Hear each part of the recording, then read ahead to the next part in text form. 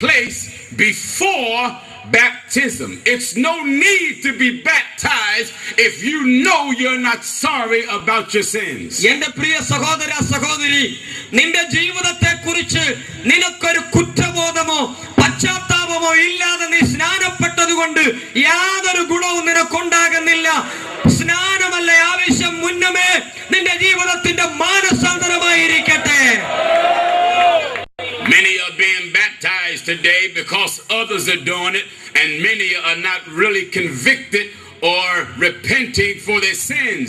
The scripture commands us in the time of this ignorance God winked at, but now he commands all men everywhere to repent. ദൈവം ഈ കാലങ്ങളിൽ ആഗ്രഹിക്കുന്നത് എന്താണെന്ന് ചോദിച്ചാൽ നമ്മുടെ ജീവിതത്തിൻ്റെതായ മാനസാന്തരമാണ് ദൈവം ആഗ്രഹിക്കുന്നത്.